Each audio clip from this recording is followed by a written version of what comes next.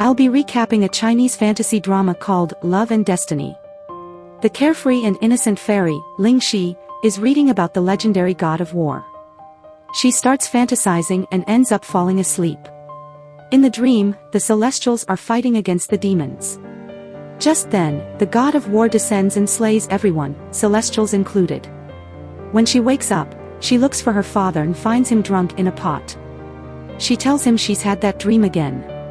He evades her question, and asks her to give the refined pills to his student to deliver them to an immortal, and reminds her she's not to leave the peach blossom forest where they reside. Ling Xi looks for the student but can't find him, so decides to deliver it herself. Ling Xi is barred entrance into heaven, but she creates a distraction, then turns into a bird and sneaks in. Once inside, she meets Si Ming and High God Feng. They become friendly, and she learns that Thunder God is being promoted to God of War, which they all find preposterous. When she sees the guards looking for her, she gives the pills to Feng to finish the delivery, then flies away.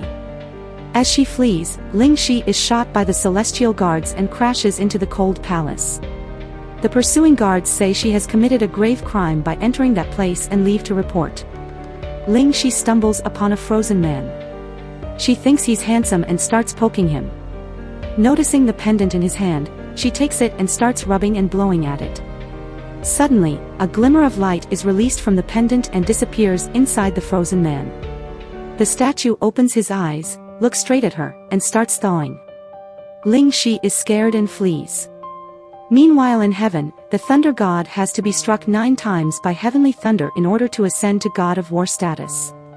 However, on his last strike, a previously sealed monster appears, and he volunteers to defeat it. Ling Xi is flying home when the monster suddenly appears next to her. It behaves friendly, and eventually she ends up on its back. Thunder God thinks Ling Xi is the monster's accomplice, and his men apprehend her. When Thunder God is fighting with the monster, the frozen man arrives and defeats it easily. Turns out he's the revered god of war, Chen. The immortals are happy about his return and kneel for him, all except Thunder God. Ling Xi is in disbelief and thinks he doesn't look like the book's portrayal. In heaven, Thunder God summons Ling Xi. He insists that Ling Xi is related to the demon clan since she was close to the monster. She retorts that Thunder God is taking revenge on her because he couldn't defeat the monster. Heavenly Emperor asks Ling Xi if she entered Cold Palace. She glances at Chen and denies, and luckily Chen also denies seeing her there. Ling Xi's father arrives, and since he's an old respected doctor, Heavenly Emperor promises not to punish Ling Xi. However, Thunder God insists that Ling Xi was close to the monster.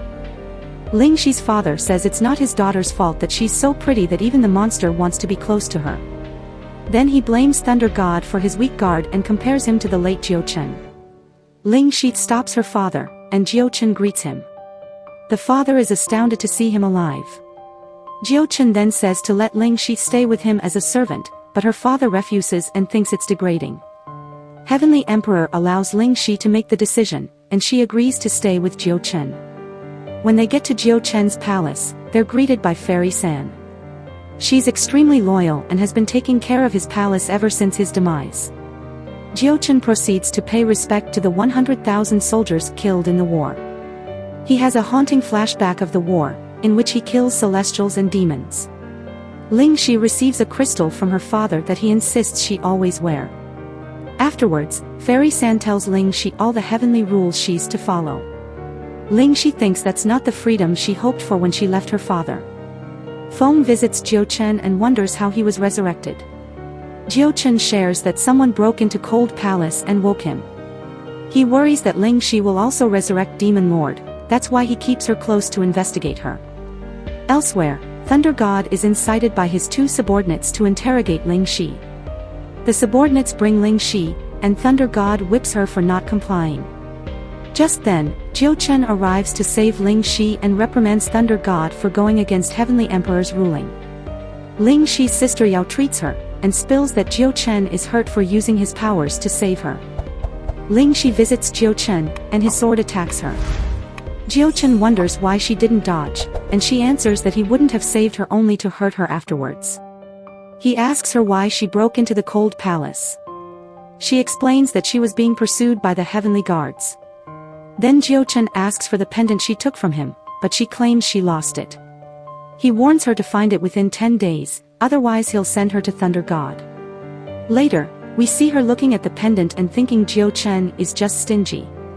At night, Ling Xi is outside lamenting about being mistreated by Chen when she notices frost is spreading everywhere. Ling Xi rushes to Chen, finding him frozen, and she thaws him with most of her powers. Completely exhausted, she collapses into his laps just as he opens his eyes. Later, Sister Yao tends to Chen and Ling Xi. Sister Yao warns Chen not to use his power or he'll freeze again, and to have everlasting wood burn in his palace to purge the cold qi in his system. Feng is eager to fetch the wood to impress Sister Yao, but she stoically tells him he flooded the area in a drunken stupor after Chen's demise. The other place where it exists is very dangerous, but Feng still insists on going. Ling Xi wakes up the next day and is elated that she slept in Chen's bed. Fairy San is surprised when she sees Ling Xi coming out of Chen's room. When questioned, Ling Xi smugly says she slept there. The maids overhear this, and even though Fairy San warns them not to spread it, they fire up the gossip immediately. We are introduced to Yuan Tong. She's the current general of celestial forces and the sister of the previous general, Yuan Zhang. Yuan Tong finds Chen outside, and after greeting him, he praises her for doing so well as general. He offers to help her if she ever needs advice. At the end of their conversation, she congratulates him, since she heard he spent a night with a girl for the first time. An angry Chen summons Ling Xi. Ling Xi innocently admits to telling about sleeping in his room since it's the truth. But she didn't say anything more, so it's the people's fault for overthinking. She also thinks it's not that bad being stuck in a rumor with him. Chen is furious and kicks her out. Meanwhile, Feng has been fighting for days to obtain the wood. After subduing the bird, Sister Yao arrives and picks the wood she needs, but completely disregards Feng, and he's confused. The wood is burned in Chen's room. Being a merfolk, Fairy San can't look after the fire, therefore Ling Xi is given that task. When the others leave, Feng hopes that the rumors are true, but Chen denies being involved with her and says he's still suspicious of her. Eager to know more about Ling Xi, Chen visits her home. He does a spell and realizes Ling Xi never left her home.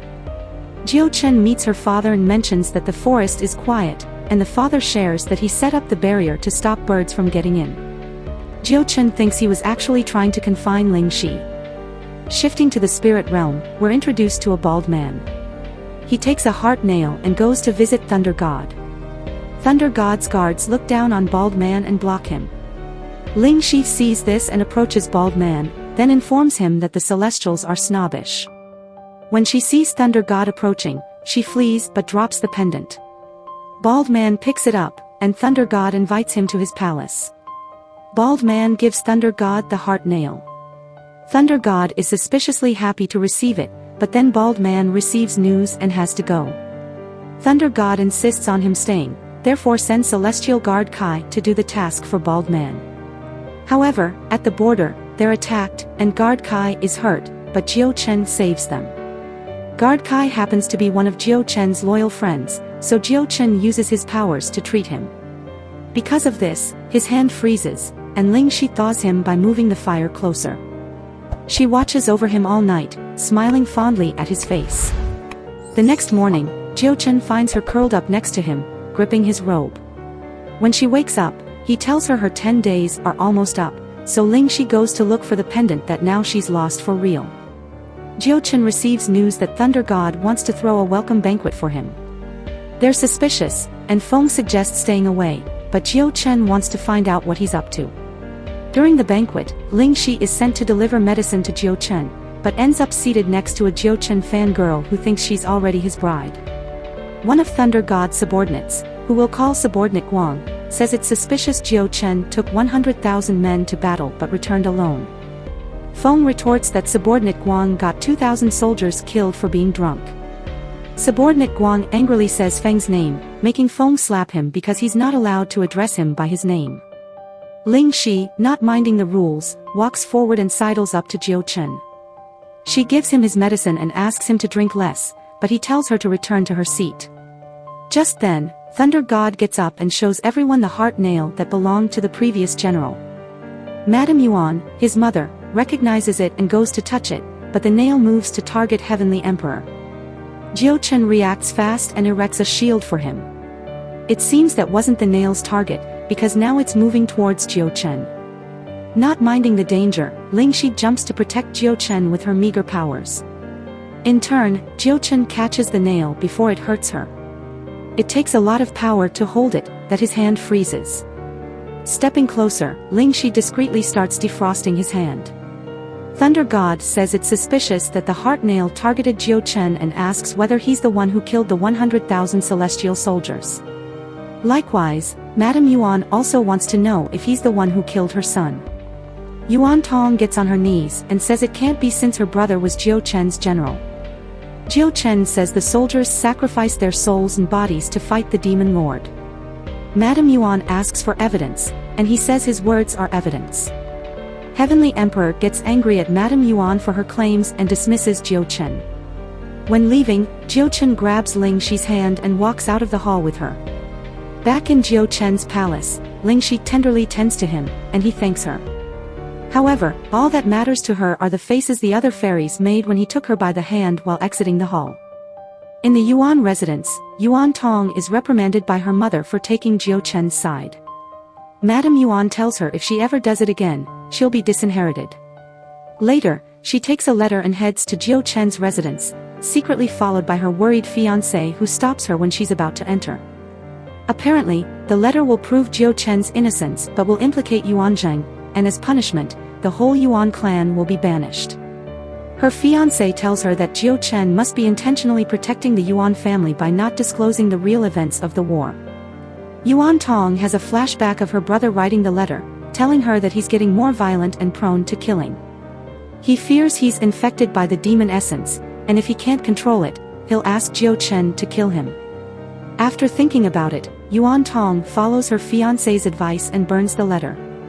We're introduced to Spirit Realm Queen, whom we'll call Spirit Queen. She shows concern for Bald Man's health and tells him to rest more. She also asks him to visit the princess, who has been talking about him non-stop. When Bald Man bows to his queen, the pendant he picked up in heaven falls, and her eyes widen, seemingly recognizing it. Spirit Queen has a flashback of many years ago when she hid her baby behind a rock and placed the pendant in the cradle, and she wonders if her child is still alive. Meanwhile, Chen is dreaming about the battle again. This time, we see Yuan Zheng completely infected by demon essence. He attacks Chen, and Chen stabs him. The next day, Ling Xi is trying to reconstruct the lost pendant with the help of her maid friend. The maid says she used to be immortal, and cultivated in order to ascend. Ling Xi thinks her fate hasn't changed much since she served people in the mortal world, and now she's serving immortals. Ling Xi is helping the maids when she comes across a cute puppy about to be fed to a celestial beast. She takes the dog and says she'll take care of it. The next morning, Ling Xi finds that the dog has disappeared. She goes looking for it and finds it with Chen. He allows her to raise the dog, but she must be responsible for it. Later, the dog grabs the pendant Ling Xi was working on and goes to Chen. Chen takes the pendant, and a short while later the dog pees on his shoes. Ling Xi says she'll take the punishment for the dog, and she's punished to clean his room every day for a month without using magic. Then he shows her the pendant and asks her what it is. She lies that it's the one she took from him, but he knows it's fake and throws it to her. The next day, Ling Xi starts her punishment. The episode ends with the dog dirtying the floor she had just cleaned and Chen mischievously smiling to himself. Subscribe, like, comment, and share for more content like this. Bye.